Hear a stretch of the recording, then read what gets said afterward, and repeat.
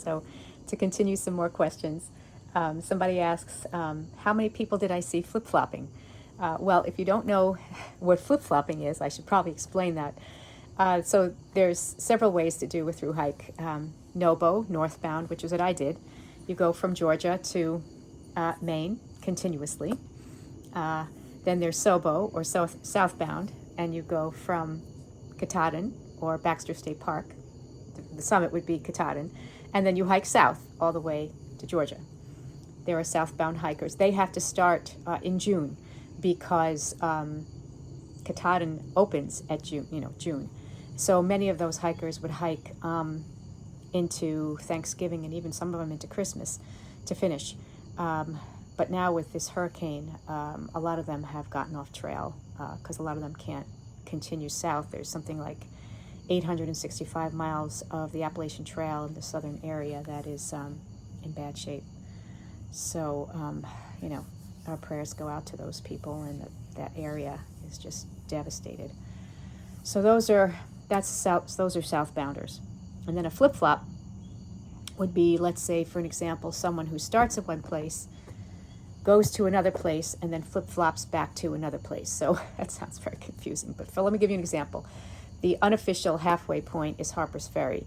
So there are some people who will start in Harper's Ferry, let's say in March, and then they'll hike south to Springer Mountain, and then they'll fly to Maine, and then hike south from Maine to Harper's Ferry. And there's lots of different variations of that. People do all sorts of flip-flopping combinations. There was one person I knew who was northbound, and she was very concerned about not finishing in time because Baxter State Park closes mid-October.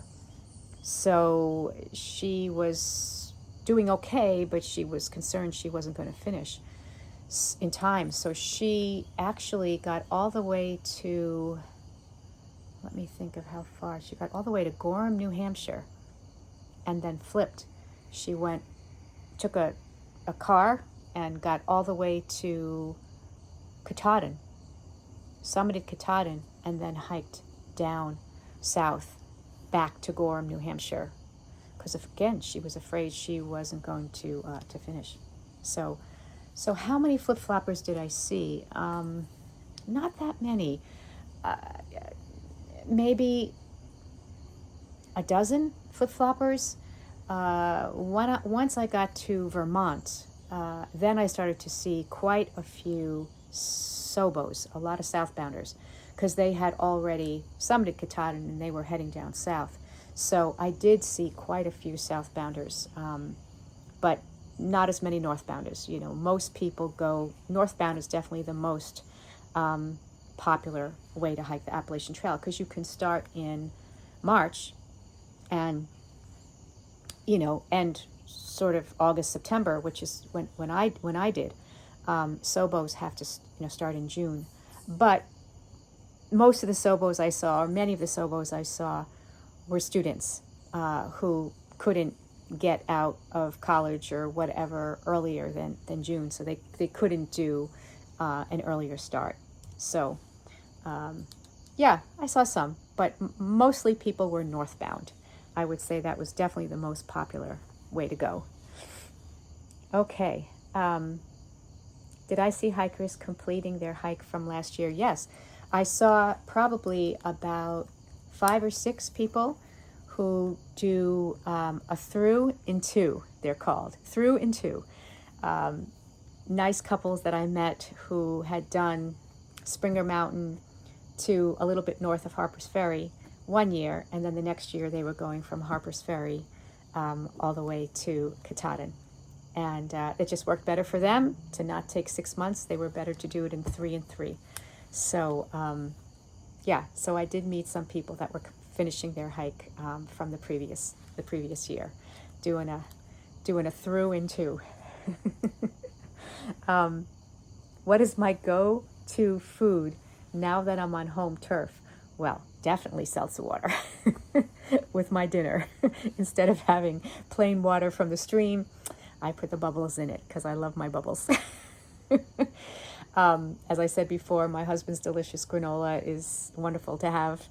And yeah, back to eating those bagels again. Love my bagels. Lox, I love salmon.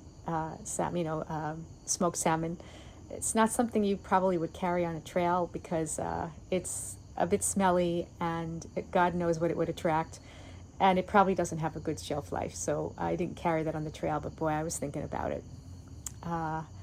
So I would say those are the things that I'm missing the most. Of course, fruits and vegetables, because I carried, only fruits and vegetables on the second day of or the first day of my resupply, because they're heavy. So I'm not going to carry apples and bananas and carrots and things like that. So back to eating fruits and vegetables and lots of salad. So it's nice to have those things again that I missed while I was on trail.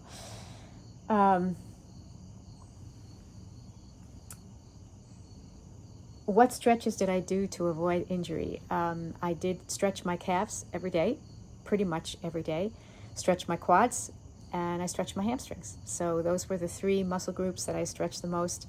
I did occasionally stretch my hip flexors. If I had a day where I was doing a lot of climbing, the hip flexors might get a little tight, so I would do some stretching for those too. But I was pretty consistent with my stretching because I just felt that it was important to keep those muscles limber because they were pretty tired, sore at the end of the day. But then the next day I would feel great, so that was good. Somebody wrote, I seem to be well prepared. What surprised me most about the long through hike? Surprised me most was the weight loss. I did not expect to lose as much weight as I did. That was definitely a surprise.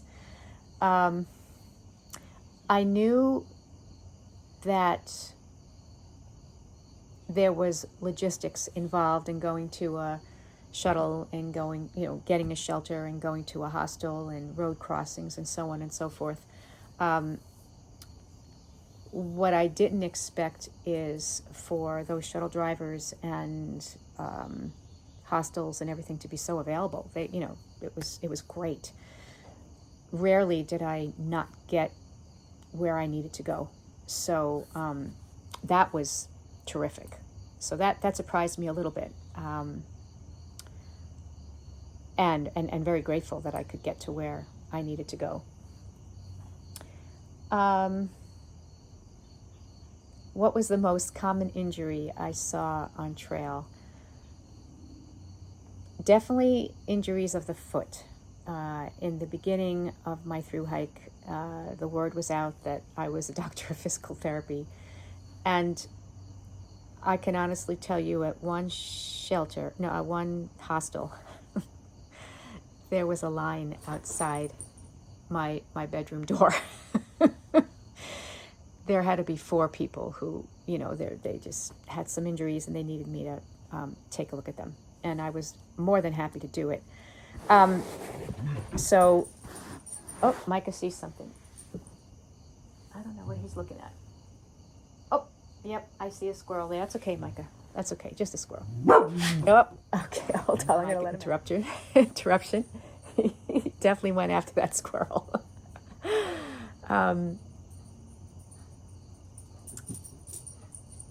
You ready to come back in? All right. So, yeah, the most common injury that I saw on trail was by far the foot. Some knee, but mostly foot, especially in the beginning. Most people who had foot injuries, honestly, were in shoes that were not necessarily right for them. You go online and you see, okay, what's the best, hiking shoe for the Appalachian Trail, or what's the most popular hiking shoe for the Appalachian Trail.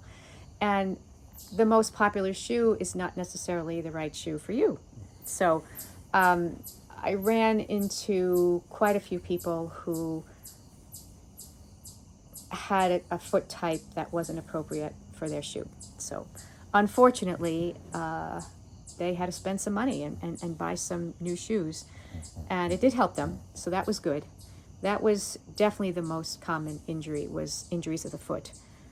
And there were some shin injuries as well that I was able to assess. Most of the shin injuries were as a result of people just doing too many miles, too early, too soon. And, I had to tell people, listen, you've only been hiking for 2 weeks. I'm not sure you should be doing 25-mile days, so back to back. So, those were usually youngsters who were trying to bump their mileage up very quickly. So shin injuries, foot injuries, knee. Once the terrain got much steeper and there were a lot of downhills, that's hard on the knees, a lot of shearing force in the patellofemoral joint, the kneecap joint. So a lot of injuries of the knee as well. And then there was the scrapes and the bruises and the, falling. And there's quite a few of that that I saw. Some older people who were falling, the skin is a little thinner, and so it bleeds quite a bit. So I would say foot, knee, shin were the most common injuries on trail that I saw. All right. What was my longest mileage day, and where was it? My longest mileage day was 22 miles, and that was in Waynesboro, Virginia. And that was the beginning part of the Shenandoah National Park. It wasn't difficult terrain, so I was able to do that kind of mileage, and I actually felt pretty good. The thing is, I'm not a very fast hiker, although some people would argue with that, but comparatively, I'm really not. Because I stop, I smell the roses, I look at the trees, I watch the birds, so I take my time. But doing that kind of 22 miles, it takes all day. So I didn't get back to, I was actually staying at a hostel. I didn't get to that hostel till 7 o'clock at night, and then it was quick shower, eat dinner, and go to bed, do it again the next day. So that was my longest day, 22, and it, like I said, it felt good because it wasn't difficult terrain. I forgot to say this before. Somebody's asking, how did Rage and Smack Dad get those trail names? Well, Rage is easy. It's a family name. Her real name is Paige, and so she was called Ragey Pagey Pumpkin Pie growing up. So she just became, instead of saying Ragey Pagey Pumpkin Pie, on the trail, we would just call her Rage. So that was her trail name. And Smack Dad, Smack Dad's the type of guy who, he says, when he's at a board meeting at work, he says and speaks what everybody's thinking. So, he says it out loud. So smack talk, and he's a dad, so he became Smack Dad, and that's how he got his trail name.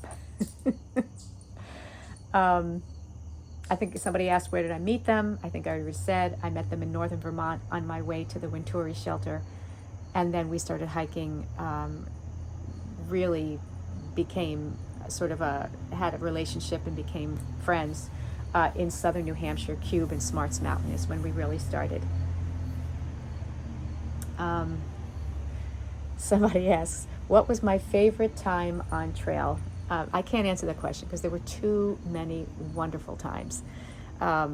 Everything from meeting new people, staying at wonderful hostels, enjoying the company of the different hikers, the loons on the lake, the peacefulness of watching a sunset, standing on top of a mountain and you're the only person there, and the sun is beating on you, and the wind is blowing in your face, and you're just sitting there eating your tuna roll up, and you're just thinking, I am on the top of the world, and I am loving every bit of it. Watching the seasons change, all the things that really appealed to me about going on a through hike and starting in March.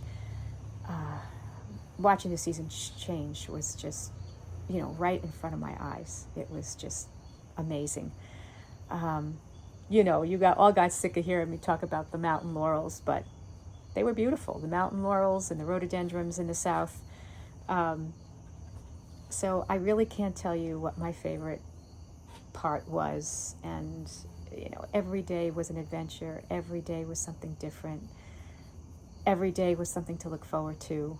And that just kept feeding my desire to keep going, and my joy through it.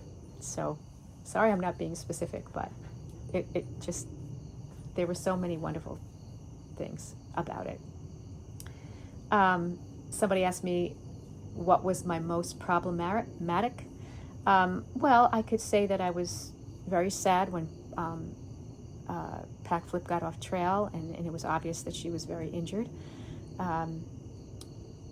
So that, that was a problem, because that had to be taken care of right away. Micah's toe was a little bit I was a little bit worried about that. Once I found out what it was, and it was just this tiny little cut, I thought, oh, this is nothing. He's going to be fine. I felt much better once we got, to the point, till we knew what was going on. And then when I had I had norovirus right after I left Damascus, and spending, 24 hours in my tent. But the silver lining was that it only lasted 24 hours. I was very, very fortunate, because I had spoken to a few other people who also had gotten it, and they were really sick. They were really sick for a really long time. So, I was grateful that it went through me. It went through me pretty quickly. So that was good. Somebody asked, how about the bugs? They said that they heard mosquitoes, but noticed I didn't mention them. Gail H., I think you mentioned about the bugs. I have to tell you that I always had my bug head net in my fanny pack. I think I used it once. And if I used it once, it was probably just in the morning, and then that was it. I didn't use it after that. It seemed like the bugs were, whenever I got to a new place, the bugs were already gone or they hadn't arrived. So I do remember a few times those little tiny gnats, going in your eyes. They were kind of annoying, but not annoying enough for me to put on my head net. Uh-oh.